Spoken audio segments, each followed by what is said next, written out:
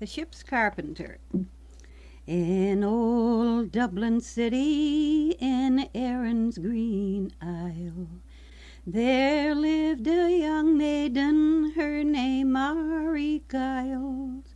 A young sailor, he courted her long for his dear, and him by his trade was a ship's carpenter. He says, dearest Mary, if you will agree to give your consent and to marry with me, your love it can cure me of sorrow and care. Consent then to marry a ship's carpenter. But it was in vain that she strove to deny, and he by his cunning soon made her comply. But when she discovered that with child she was, she sent a sad message straightway to her love. She said, dearest William, you are going to sea. Remember the vows that you made unto me. And with tender embrace to her he did say, I'll marry you, Mary, ere I go away. With tender embraces they parted that night, and promised to meet by the dawn's early light. At dawn in the morning then we will write down the ring for to by our union to crown. Then he said to Mary, will you come with me? Before we get married, some friends for to see. He led her through groves and valleys so deep. At last this young damsel began for to weep. She says, my dear William, you have led me astray, because my poor innocent life you've betrayed. Oh, pity my infant and spare my poor life. Let me live full of shame if I can't be your wife. Her grave with a spade lying near she espied, which caused her to weep and most bitterly cry.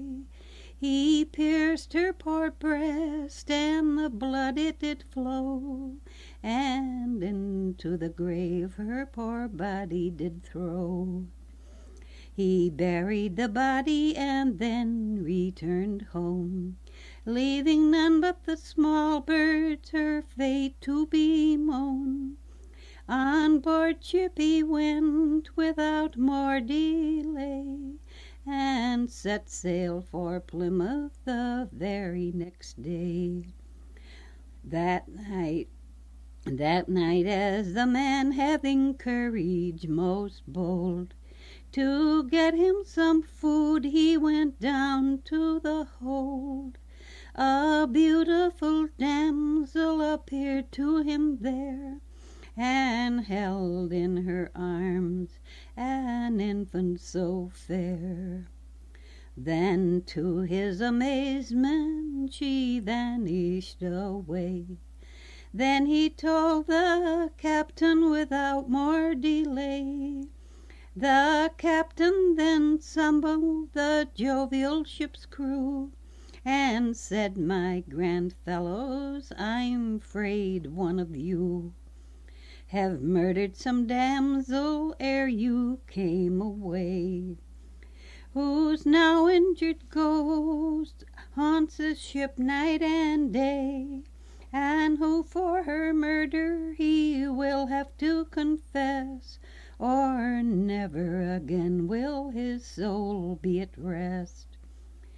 And he who won't confess his life we'll destroy, and he shall be hung on the yardarm so high, But he who confesses his life we'll not take, but we'll leave him on the first island we make. Then William with horror he fell to his knees, and the blood in his veins with terror did freeze.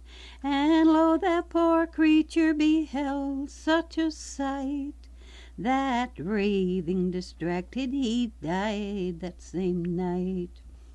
When Mary's dear parents they came for to hear, they searched for her body, their daughter so dear. In a lonely dark valley, in a grave cold and deep, they found her poor body, which caused them to weep. In St. Sully's churchyard her body now lies. I hope her poor soul is with God in the skies. Come all you young fellows, a warning to all, that dares a poor innocent maid to enthrall.